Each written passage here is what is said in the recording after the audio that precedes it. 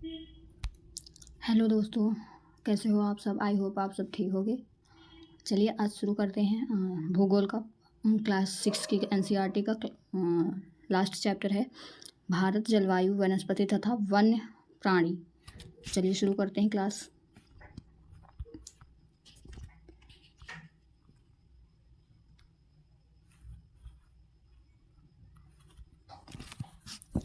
आप मौसम के बारे में प्रतिदिन समाचार पत्रों में पढ़ते हैं तथा टेलीविज़न पर देखते हैं व दूसरों के को इस संबंध में बातें करते हुए सुनते हैं। आप जानते हैं कि मौसम वायुमंडल में दिन प्रतिदिन होने वाला परिवर्तन होता है और इसे तापमान, वर्षा तथा सूर्य का विकिरण इत्यादि शामिल है।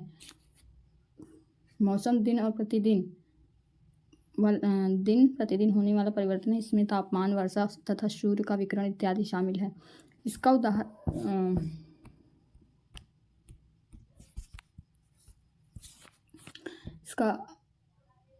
के लिए मौसम कभी गर्म या कभी ठंडा होता है। कभी आसमान में बादल छा जाते हैं तो कभी वर्षा होती है।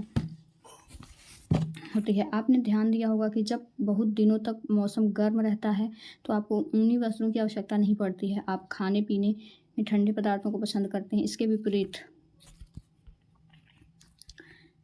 विपरीत ऐसे भी दिन होते हैं जब आपको ऊनी वस्त्रों के बिना ठंड लगती है। ठंडी और तेज़ हवाएं चलती हैं। इन दिनों में आप गर्म चीज़ें खाना पसंद करते हैं। सामान्यतः भारत में प्रमुख मौसम होते हैं दिसंबर से फरवरी तक ठंडा मौसम, सर्दी, मार्च से मई तक गर्म मौसम, जून से सितंबर तक दक्षिण पश्चिम ये होता है। ठीक, तो दक्षिण पश्चिम मानसून का मौसम वर्षा जून में आता है। 15 जून तक मौसम आ जाता है, दक्षिण पश्चिम मानसून आ जाता है। पूर्वी भारत और फिर उत्तर पूर्वी भारत में ऐसे होते हुए फिर पश्चिमी भारत तक पहुंचता है। अक्टूबर और नवंबर में मानसून के लौटने का मौसम शरद ऋतु कहलाता है। इसमें ऋतु में शीत ऋतु। ठंडे मौसम में सूर्य की सीधी किरणें नहीं पड़ती हैं, जिसके परिणाम स्वरूप उत्तर भारत का तापमान कम हो जाता है। ठंड क्यों पड़ती है इतना उत्तर भारत में? क्योंकि ठंडे मौसम में सूर्य की किरणें नहीं पड़ती हैं, सीधी नहीं पड़ती हैं, जिसके परिणाम स्वरूप उत्तर भारत का तापमान कम हो जाता है। ग्रीष्म ऋतु। गर्मी का मौसम में सूर्य की किरणें अधिकतर सीधी पड़ती हैं, तापमान बहुत अधिक होता है, दिन की समय गर्म एवं शुष्क पवन बहती है जिसे लू कहा जाता है। और उत्तर भारत में गर्मी का ये भी कारण है क्योंकि कर्क रेखा 8 राज्यों से होकर गुजरती है। ठीक है, जिसके वजह से यहाँ पे ज़्यादा गर्मी होती है।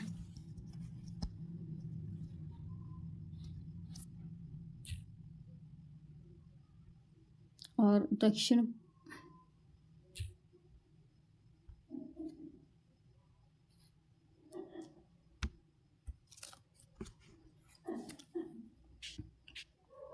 हमारे देश के सभी भागों में लोग अपने क्षेत्रों में पाए जाने वाले फलों के ठंडे पेय जिसे शरबत कहा जाता है, सेवन करते हैं। ये पेय पदार्थ प्यास को बुझाने के लिए अच्छे साधन हैं। ये हमारे काम का है नहीं, वैसे आपको पढ़ना है तो आप पढ़ सकते हैं। क्या दिया हुआ है थोड़ा सा देख लेते हैं, भाषा से संबंधित है। वर्षा पर 5 कविताओं में इकट्ठा करें और लिखें। भाषाओं में वर्षा के नामों की जानकारी अपने मित्रों, पड़ोसियों, परिवारों तो सदस्यों से प्राप्त करें। हिंदी में वर्षा, मराठी में पाउस। हाँ, ये इम्पोर्टेंट है। हिंदी में वर्षा, मराठी में पाउस, उर्दू भाषा है बारिश, बंगाली भाषा है वर्षा। ठीक है। दक्षिण पश्चिम मानसून इधर से आता है केरला की तरफ से। ये है दक्षिण, ये पश्चिम, यहाँ से मौसम होते हुए ऐसे आता है। दक्षिण पश्चिम मानसून थोड़ा जूम करते हैं ना ताकि क्लियरली बड़ा सा दिखे।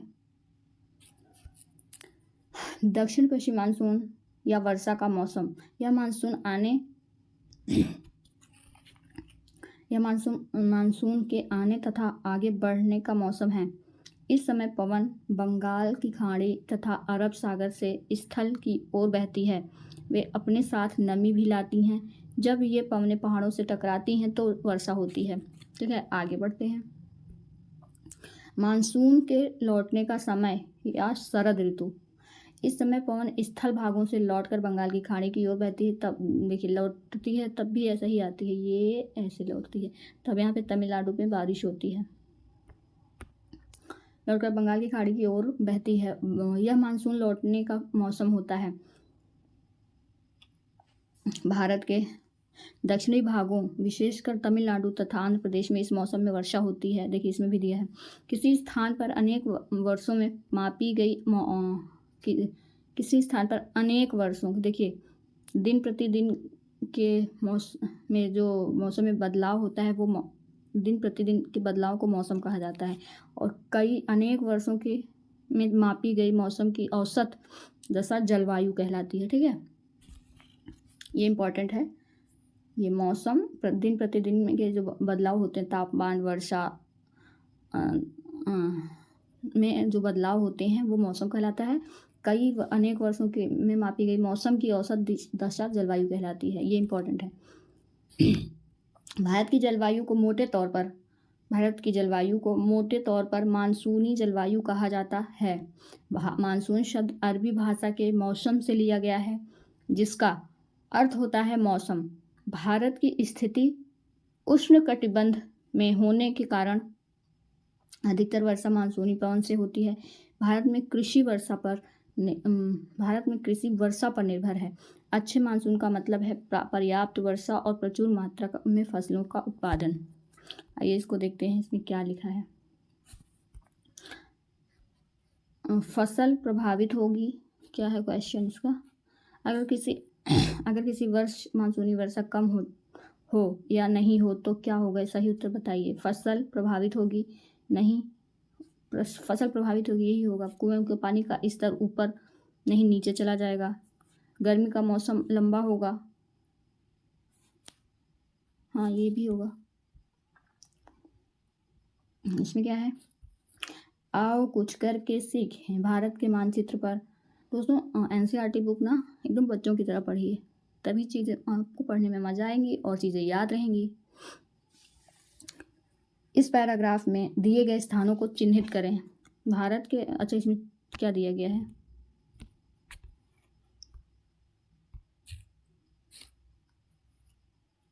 ये तो प्रकृति से है। आओ कुछ करके सीखें। भारत के मानचित्र पर इस पैराग्राफ में दिए गए स्थानों को, अच्छा पैराग्राफ पढ़ना पड़ेगा पहले।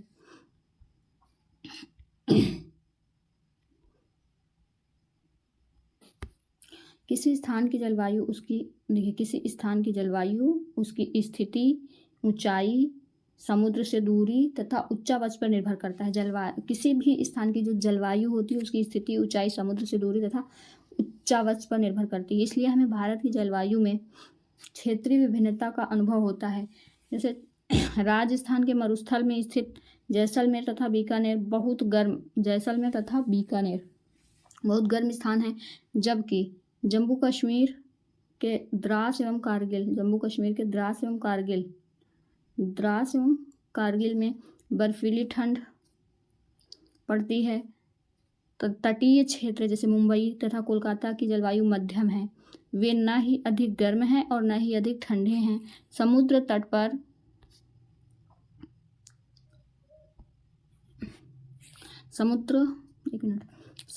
पर होने के कारण ये स्थान बहुत अधिक आर्द्र हैं।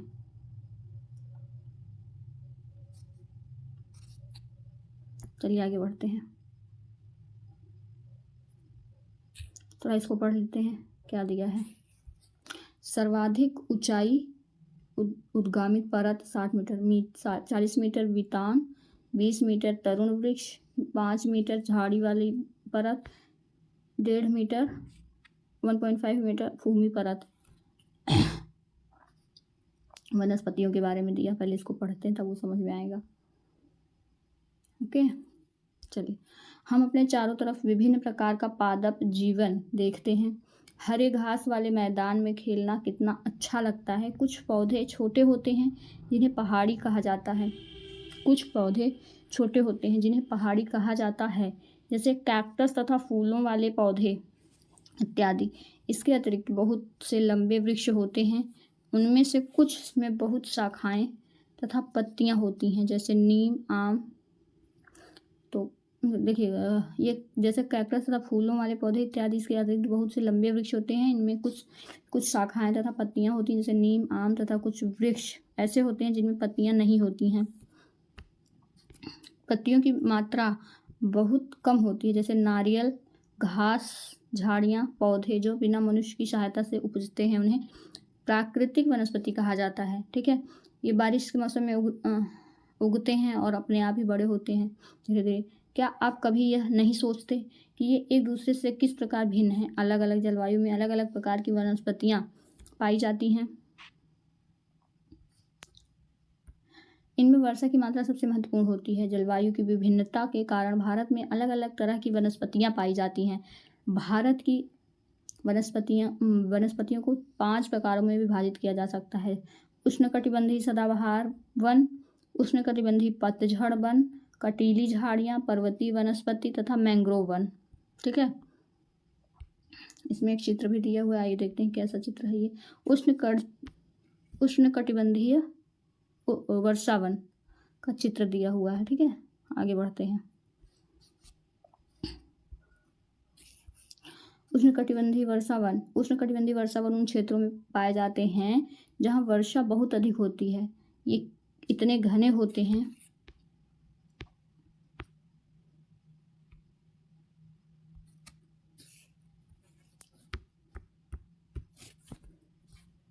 उष्णकटिबंधीय वर्षावन इतने घने होते हैं कि सूर्य का प्रकाश जमीन तक नहीं पहुंच पाता। वृक्षों की अनेक पत्तियां इन तनों में पाई जाती हैं। ये वन वर्ष के अलग अलग समय में अपनी पत्तियां गिराते हैं, फलतः वे हमेशा हरे भरे दिखाई देते हैं और उन्हें सदाबहार वन कहा जाता है। अंडमान निकोबार द्वीप समूहों, उत्तर पूर्वी राज्यों के कुछ भागों तथा पश्चिमी घाट की संकरी पट्टी में पाए जाने वाले प्रमुख वृक्ष महोगनी, एबोनी, रोजवुड हैं। उष्णकटिबंधीय सदाबहार वन हो गए। उष्णकटिबंधीय पतझड़ वन, हमारे देश में बहुत बड़े भाग में इस प्रकार के वन पाए जाते हैं। इन वनों को मानसूनी वन भी कहा जाता है। ये कम घने होते हैं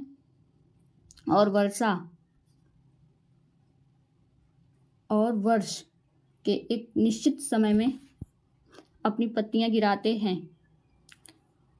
इन वनों में पाए जाने वाले महत्वपूर्ण पेड़ साल, सागौन, पीपल, नीम एवं शीशम हैं।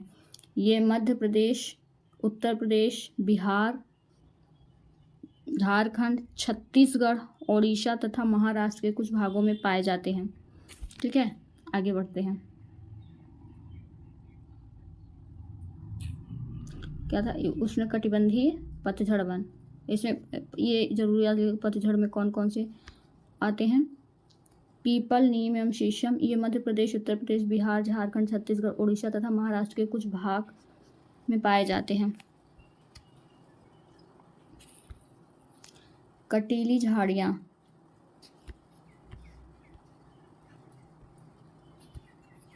इस प्रकार की वनस्पतियाँ देश के शुष्क भागों में पाई जाती हैं।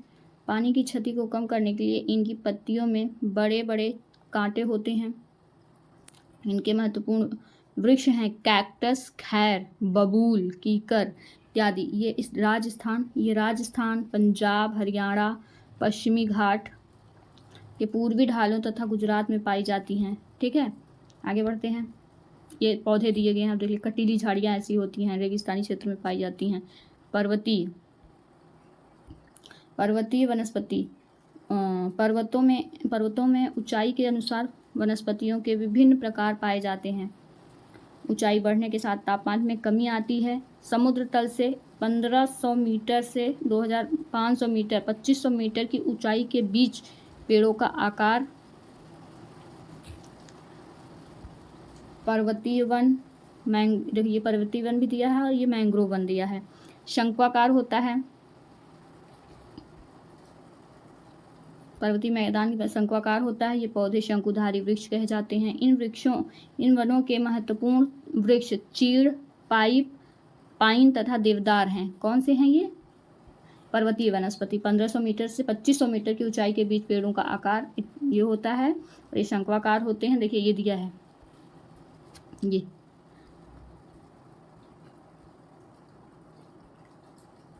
आइए मैंग्रोव वन के बारे में पढ़ते हैं।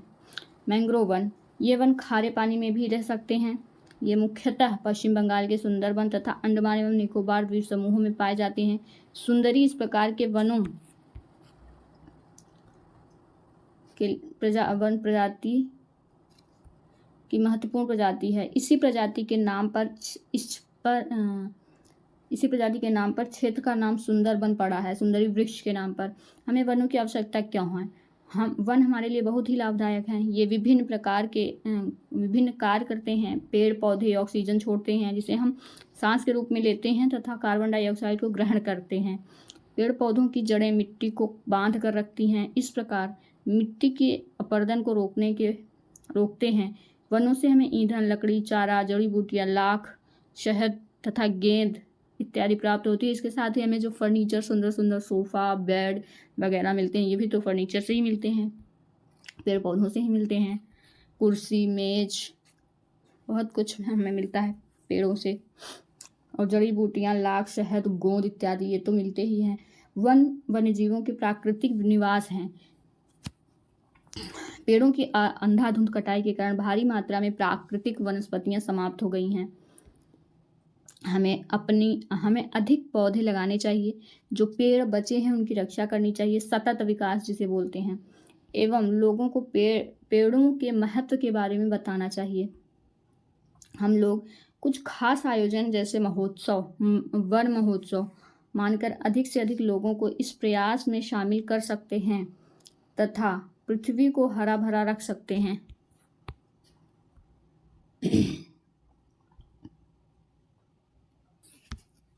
लीला के माता पिता ने उनके जन्म पर नाम लीला, अरे ये एक कहानी, ये हमारे काम का नहीं, लेकिन आपको पढ़ना है तो पढ़ सकते हैं।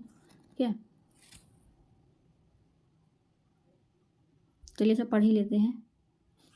ये होता है थोड़ा नॉलेज देने की कोशिश की जाती है, बच्चों के पॉइंट ऑफ व्यू से लिखा जाता है, तो पढ़ लेते हैं। लीला के माता पिता ने उसके जन्म पर नीम के पौधे को रोपा।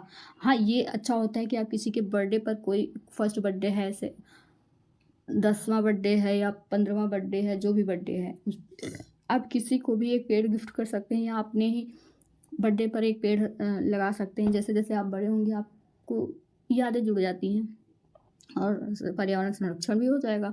प्रत्येक जन्मदिन पर उन्होंने अलग अलग पौधों को रोपा था। इनको हमेशा पानी से सींचा जाता था तथा अत्यधिक गर्मी सर्दी जानवरों से बचाया जाता था। बच्चे भी यह ध्यान रखते थे कि कोई उन्हें नुकसान न पहुंचा पाए। जब लीला 20 वर्ष की हुई तब 21 सुंदर वृक्ष उसके घर के चारों ओर खड़े थे। चिड़ियों ने उन पर अपना घोंसला बना लिया था। फूल खिलते थे, तितलियां उनके चारों ओर मंडराती थी। बच्चों ने उनके फलों का आनंद लिया था, उनकी शाखाओं पर झूले तथा उनकी छाया में खेले। वाओ, ये हम भी कर सकते हैं और आप भी कर सकते हैं। देखिए इसमें भी दिया है कि एक पेड़ हमें क्या क्या दे सकता है। और दोस्तों ये चीज़ें हम खुद भी सीखते हैं। अगर हम ये चीज़ें महसूस करते हैं तो हम अपने से छोटों को भी ये चीज़ सिखाएं, कैसे अपने पृथ्वी का संरक्षण करें। जितना ज़्यादा हो सके हमें नेचुरल चीज़ों का प्रयोग करना चाहिए, बहुत ज़्यादा दिखावा के चक्कर में नहीं पड़ना चाहिए। ये ऑक्सीजन, देखिए एक पेड़ से हमें क्या क्या दे सकता है। ऑक्सीजन तो देता ही है, ये तो फ्री है, ठीक है। कुछ दिन में ये भी फ्री नहीं होगा। ये हमें दवाइयाँ देता है, आश्रय देता है, रहने के लिए घर, ठीक है, लकड़ी से हम घर बनाते हैं। चारा देता है, ईंधन देता है, खेल का सामान मिलता है, फर्नीचर मिलता है, शहद, फल, गोंद एवं लाख, वन्य जीवों को प्राकृतिक निवास, इमारती लकड़ी, बहुत कुछ मिलता है। मिट्टी को बांधती हैं, पर्यावरण रक्षा भी हो जाती है। ये हमारी रक्षा करते हैं, हम इनकी रक्षा करें। वन्य प्राणी, वन्य विभिन्न प्रकार के वन्य जीवों का निवास होता है। वनों में जंतुओं की हजारों प्रजातियां तथा बड़ी संख्या में विभिन्न प्रकार के सरीसृपों, उभयचरों, पक्षियों, स्तनधारियों, कीटों तथा कृमियों का निवास होता है। बाघ हमारा राष्ट्रीय पशु है। यह देश के विभिन्न भागों में पाया जाता है। गुजरात के गिर वन में एशियाई शेरों का निवास है। हाथी तथा एक ये है क्या राष्ट्रीय पशु बाघ। ठीक है, ये वन्य जीव की एक तस्वीर है जहाँ पे सारे जानवर होते हैं और ये घूमने टूरिज्म के पॉइंट ऑफ व्यू से भी बहुत अच्छा होता है। सींग वाले गैंडे असम के जंगलों में, एक सींग वाले गैंडे असम के जंगलों में घूमते हैं। हाथी केरल एवं कर्नाटका में भी मिलते हैं। ऊंट भारत के रेगिस्तान तथा जंगली गधा कक्ष के रण में पाए जाते हैं। जंगली बकरी हिम तेंदुआ, दोस्तों कल वाली आपने क्लास चैप्टर 6 पढ़ा होगा तो उसमें हमने मैप कवर किया था। तो ये जो जगह है, कर्नाटक हो गया, केरल हो गया, रेगिस्तान राजस्थान हो गया, असम हो गया, ये सब ने आपको दिखाया था। तो आप उसको जितनी बार ऐसे पढ़ते समय विजुअलाइज करोगे उतना आपको याद होगा। जंगली बकरी, हिम तेंदुआ, भालू इत्यादि हिमालय के क्षेत्र में पाए जाते हैं। इनके अतिरिक्त बहुत से दूसरे जानवर जैसे बंदर, सियार, भेड़िया, नीलगाय, चीतल इत्यादि भी हमारे देश में पाए जाते हैं। भारत में पक्षियों की भी ऐसी ही प्रचुरता है। मोर हमारा राष्ट्रीय पक्षी है। भारत में पक्षी तोता, मैना, कबूतर, बुलबुल तथा बत्तख इत्यादि हैं। अन्य बहुत सारे राष्ट्रीय पक्षी उद्यान हैं। पक्षियों को उनका प्राकृतिक निवास प्रदान करते हैं। उद्यान शिकारियों से पक्षियों की रक्षा करते हैं। क्या आप अपने क्षेत्र में पाए जाने वाले 5 पक्षियों के नाम बता सकते हैं? आप अगर बता सकते हैं तो कमेंट बॉक्स में कमेंट करिएगा। जब भी वीडियो आपके पास पहुंचे, जब भी आप देखो, कमेंट ज़रूर करना। भारत में सांपों की सैकड़ों प्रजातियां पाई जाती हैं। उनमें कोबरा एवं करैत प्रमुख हैं।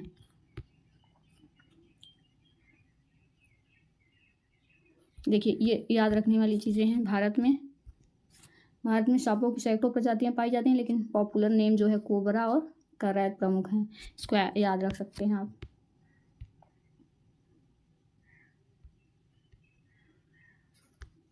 वनों के काटने से तथा जानवरों के शिकार के कारण भारत में पाए जाने वाले वन्य जीवों की प्रजातियां तेजी से घट रही हैं। बहुत सी प्रजातियां तो समाप्त हो चुकी हैं।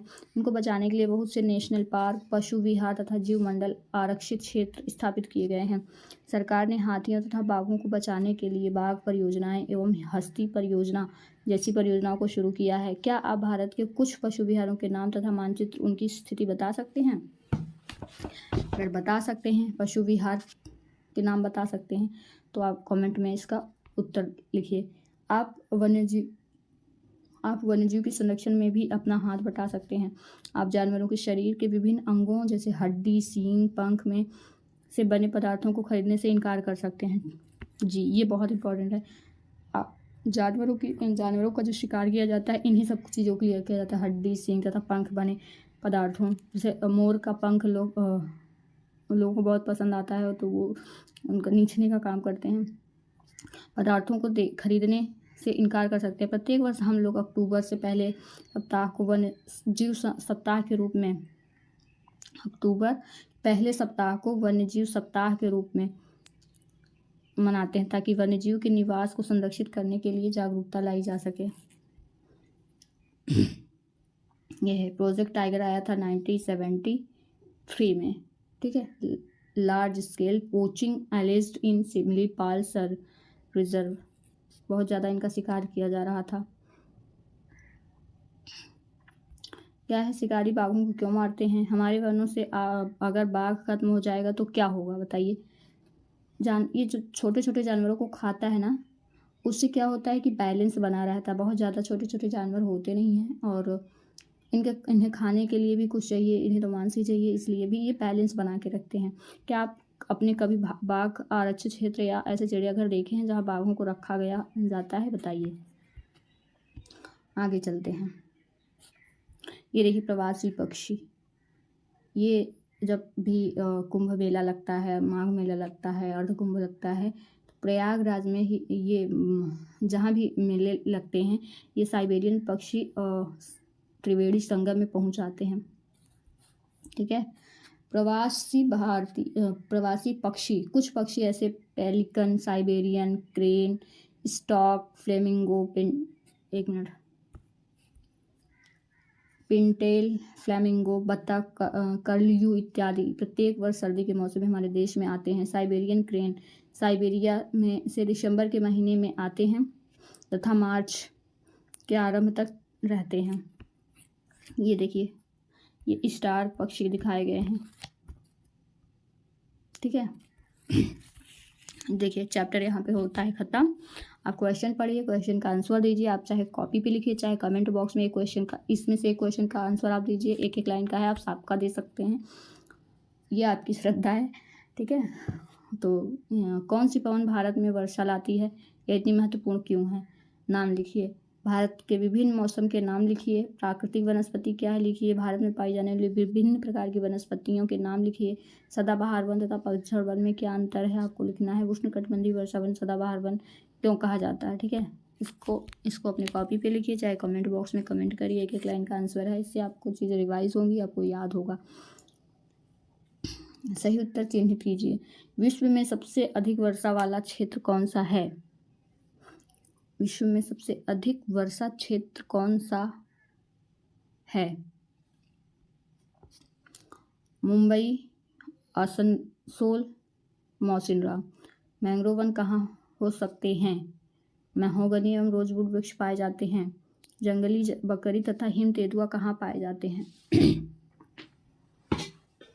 विश्व में सबसे अधिक वर्षा वाला क्षेत्र कौन सा है? मौसिनराम है। मैंग्रोव वन कहाँ हो सकते हैं? खारे जल में। महोगनी एवं रोजवुड वृक्ष पाए जाते हैं उष्णकटिबंधीय सदाबहार वन में। नो, हाँ सही है। जंगली बकरी हिम तेंदुआ कहाँ पाए जाते हैं? हिमालयी क्षेत्रों में, ठीक है। तो आप इन चारों के क्वेश्चनों के जवाब आप कमेंट बॉक्स में ज़रूर लिखिएगा। ओके, चलिए दोस्तों, फिर वीडियो को समाप्त करते हैं और ये क्वेश्चन भी आप अटेम्प्ट कर लीजिएगा।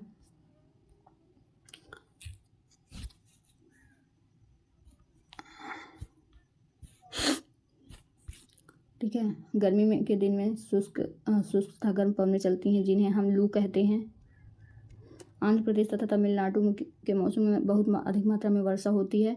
जब उत्तर पूर्वी पश्चिमी मानसून वापस होता है, तब आंध्र प्रदेश और तमिलनाडु में बारिश होती है। पूर्वी मानसून जब आता है तब इसमें बारिश होती है तमिलनाडु, आंध्र प्रदेश में। गुजरात वन में का निवास है गिर और उत्तर प्रदेश के वन का निवास है, ये जंगली गधों का है। मैंग्रोव वन की प्रजाति है सुंदरी ट्री का मानसून वन भी कहा जाता है। किसको मानसून वन कहा जाता है? आप इसको ऊपर पढ़ के फिर लगाइएगा इसका आंसर क्या है, ठीक है। चलिए, धन्यवाद दोस्तों। प्लीज़ लाइक करिएगा, सब्सक्राइब करिएगा, चैनल को आगे बढ़ाइएगा। Please please please please support करिएगा।